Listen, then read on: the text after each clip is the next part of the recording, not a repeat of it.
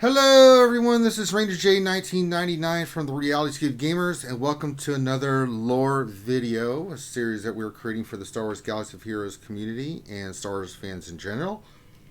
Glad to have you guys here as we continue on introducing you guys to new characters, things of that nature, and we are glad to have you guys aboard. Just a couple things before we get started and introduce the character we're starting with today. These videos are kind of done in a podcast feel. This is more of a conversation than anything. Also, any images used, if the creator or creators have an issue with us with an image that we have on any of these videos, please contact us and we'll take steps to correct it. And of course, I'm a human being. I will make mistakes, and I'm sure you will let me know about those in the comments. All I ask is you be constructive. Let us know what you like, what you don't like. Anybody that just wants to make a complete fool out of themselves and be ridiculous, as I always say, I will just delete your message and get rid of you. I just don't have time for it. So with that being said, let's get into the next character that we are going to be discussing, and this is the character of Shaak T, who has now been introduced into the Star Wars Galaxy of Heroes game, and a very fascinating character, and we're going to get into it. So let's talk about Shaak T. Now, Shaak T was a Jedi, of course, and we're going to cover the main points about her.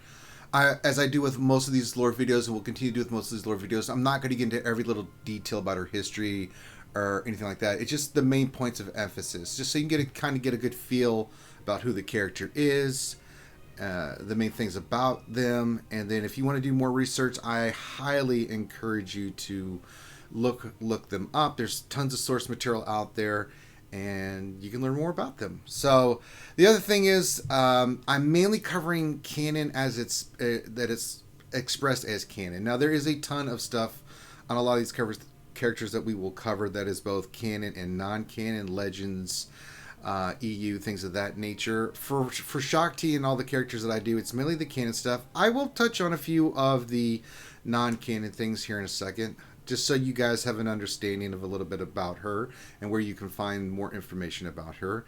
And I'll express those points when we get to them. So let's talk about some of the things that are non-canon that are kind of important about Shaak T. There's two that really stand out in my mind as things that you may not know about her and may want to check out. One being that her death is different, was originally planned differently than it's actually expressed in canon. If you guys have ever seen the extended footage of Revenge of the Sith, then you know that Shaak T dies by the hand of Grievous after Anakin and Obi-Wan infiltrate the ship. They get into the hallway, and then they eventually meet Grievous and his bodyguards, and he has a conversation with him. He stabs her. It's one of the deleted scenes from the extended edition, and if you want to see that deleted scene, I'm sure you can find it on YouTube. It's there, but her death is totally different than what was portrayed in that scene. The other cool thing that is about Shaak T is that she was also in The Force Unleashed. She is actually one of the Jedi that Starkiller goes after and hunts down and eventually kills her, or soon to kill her in that game. So if you haven't seen that or played Force Unleashed, you can find her there. So pretty interesting stuff already.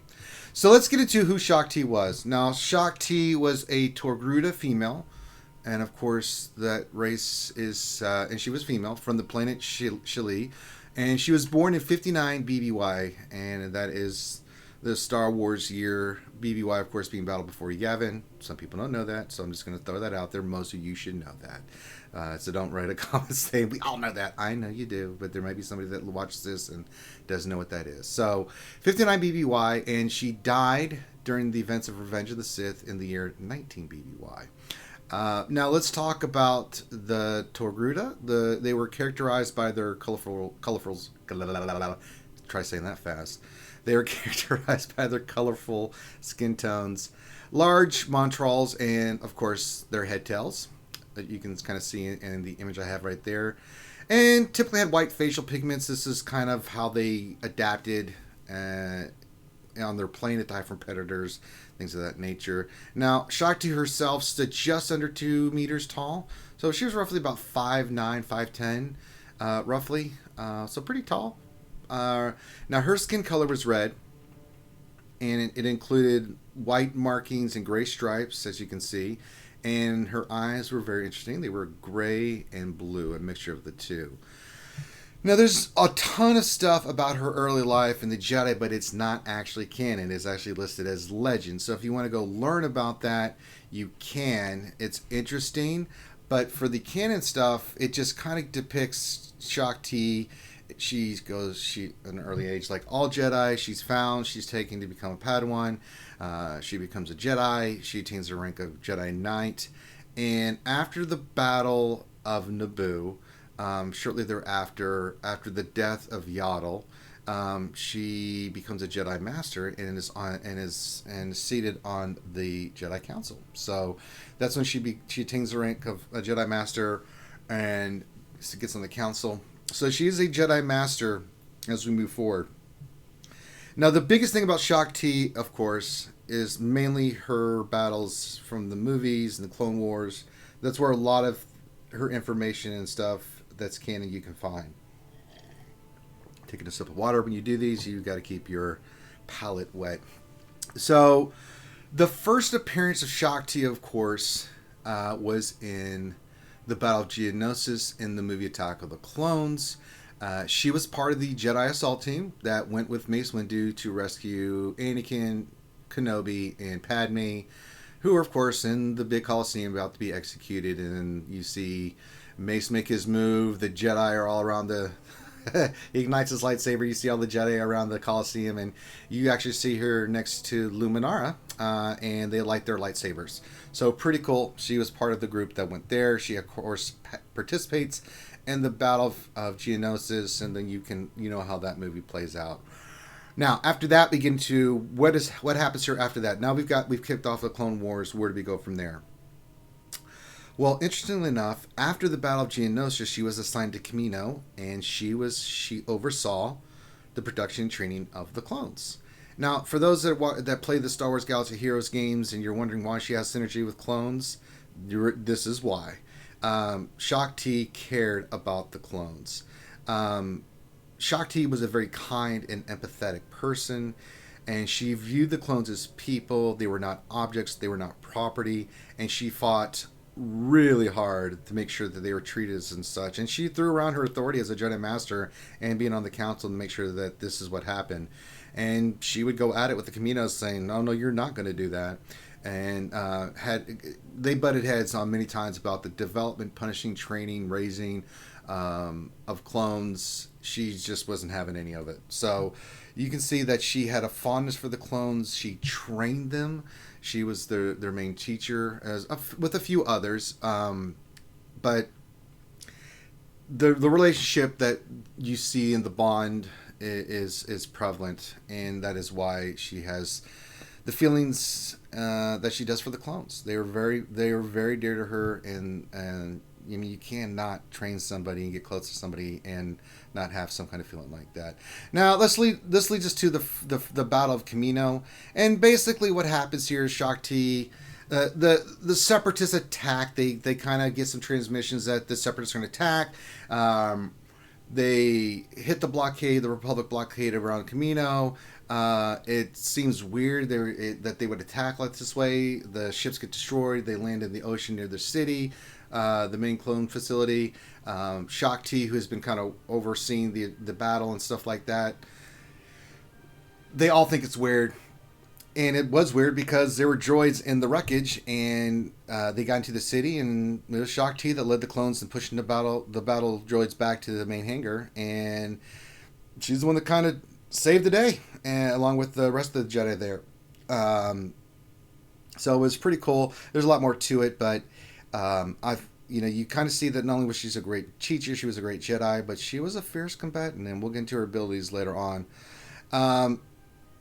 And of course, a lot of this comes from the animated Clone Wars series. This is a vast majority of that. Yes, she makes appearances and some other things, but a lot of this does come from the Clone Wars series. So if you've not seen the Clone Wars series, I highly recommend that you watch this. There's tons of little nuggets and stuff about her that I'm not going to cover that you can see in there. So then we get to the next big thing in her, and that is the bombing of the Jedi Temple hangar. Shaak Ti be on the council. They kind of investigate. They send Kenobi, and they find the culprit. so they listened to the report, and basically, at least the whole thing with Ahsoka and things of that nature, she had a part of it in that she was on the council. But other than that, other than attending the funeral, that's about all you get from Shaak Ti. And so not much there. The big one is the clone conspiracy.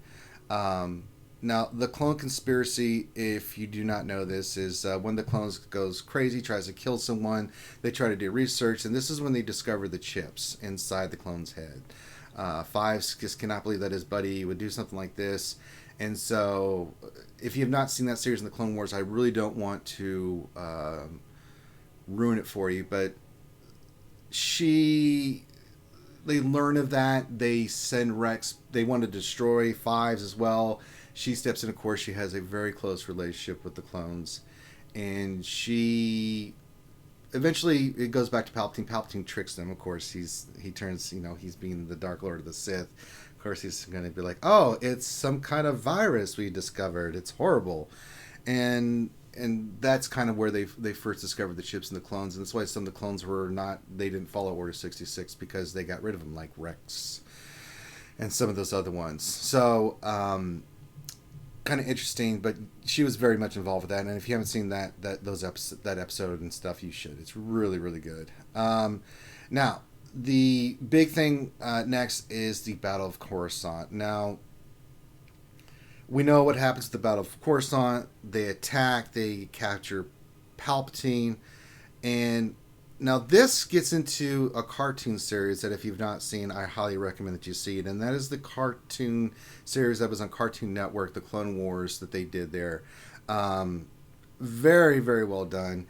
And in that, Shaak Ti has a couple battles. She's there when Grievous first appears and fights him, and most of the Jedi die. She survives. And so everything happens leading up to the Battle of Coruscant. And if you've not seen it, they really get into the ground level of the Battle of Coruscant. And Shaak Ti and a couple of other Jedis go to protect Palpatine. Then guess who shows up? Grievous. And Grievous basically, with the clone escorts and the elite guards, basically get wiped out. And it's just this long chase scene where Shaak Ti, who's already faced Grievous, her main priority is getting Palpatine away and protecting with the other two Jedi. It's a pretty epic battle and pretty cool scene. So she ends up fighting all the Magna Guards and really it was a fierce fight, but then she gets defeated by Grievous, and Grievous takes her lightsaber, and he ends up able to, of course, capture the Chancellor, which Palpatine wanted, and then took him to his flagship. That's when you get the whole thing with Kenobi and Skywalker, going there to save the day, and that leads to the events of the Revenge of the Sith. So what happens to Shaak Ti? We know that in Revenge of the Sith, Order 66 is initiated. The clones turn on all the Jedi. And now at this time, Shaak Ti was at the Jedi Temple on Coruscant. And when Anakin and the clones came forward to wipe out the Jedi, this is where Shaak Ti meets her end. Darth Vader finds her. She is meditating, and he kills her.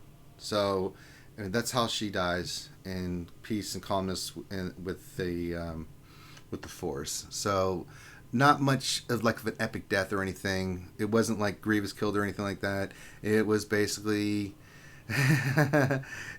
Anakin, who's now Darth Vader, came up and killed her. Now, she had recorded, and the cool thing I found out about this is that she had recorded a message on a holocron that urging whoever found the message to continue the legacy of the Force and not to let Order 66 end the Jedi.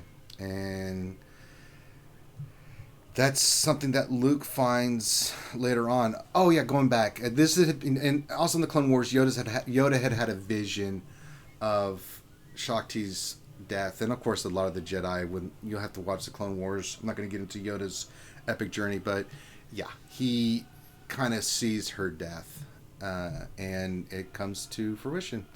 Kind of funny how that works.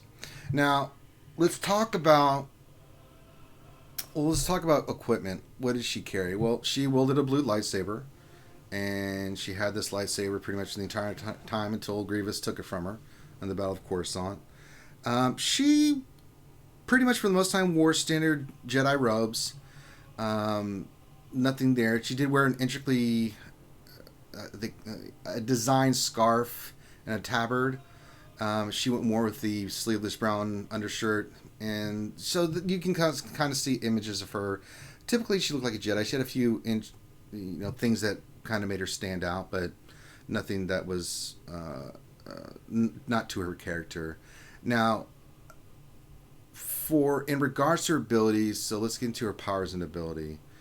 Now, she was very skilled in using telekinesis during battle. For instance, during the Battle of Kamino, she used her abilities to basically lift 2 of the droids and slam them into 2 other droids hard enough to basically destroy all 4. That's pretty an impressive feat. She also could use the Force in other ways. She was able to basically knock out Fies as he was about to assassinate Palpatine, and she had a lot of the abilities like Force jump. She could do all the stuff that Jedi could do. Now, the cool thing also about her is that because of her montrals, it allowed her to sense movement of objects or anything around her. So it was hard to get the jump on her. The fact that Grievous beat her and he got the jump on her says something about how much of a badass Grievous is. And if you add this to her natural Force abilities, she was highly perceptive of her surroundings. So this is what made her such a fierce combatant, is that she could always sense with her natural innate talents of being a Togruta. And then you add that with the Force, and she was a force to be reckoned with, no pun intended. Now, she was very, very much capable with a lightsaber. She kind of mixed in her telekinetics with her lightsaber. And she could wield two lightsabers at once. During the fight of Coruscant, the Battle of Coruscant, she used 2 melee weapons to kind of fight off a lot of the invaders, and I think one was a lightsaber and one was an electro staff. So she was very competent when it came to lightsaber tactics, and could dual wield obviously multiple weapons. So she was very formidable, and it cannot be understated that if you go back and you watch the series, you see how much of a capable leader and warrior she was. But she was also really known as just a great teacher, whether it was the Jedi or it was the clones. She just, because of the way she was and her ability to read people and be empathetic, and she just made her top notch, one of the best teachers the Jedi had, and she loved being a teacher. So Shaak Ti, there you go. I mean, there's more to it. There's a lot more little things in there. I just hit some big points that I wanted to hit with you on her. Very interesting character. I'm glad to see her coming to Galaxy of Heroes, and as a Star Wars fan, when you read stuff, you learn stuff about her. Some of the stuff I sort of remember, some of it I had to read and remember it again because it's been a while since I've actually looked at her as a character. But yeah, she's a very, very, very fascinating character, and I encourage you, as I do with all these videos, to go and read more about her. There's a lot more stuff there that is non-canon, that is really fascinating. Her early years, what happened with her, those kind of things, and it's pretty cool. I wish it was canon, but there's listed as canon and legend, and so if I was to combine all that, it would get mishmash, and you guys would be like, well, wait a minute, what's real and what's not? So we'll just focus on the canon stuff. So with that, that's Shaak Ti. Leave comments below. If you have questions, we'll answer those. I hope this whets your appetite for craving more knowledge about Shaak Ti, and you go look her up, and with any of the lore videos we're doing. So with that, this is Ranger J signing off, and we'll see you for the next video.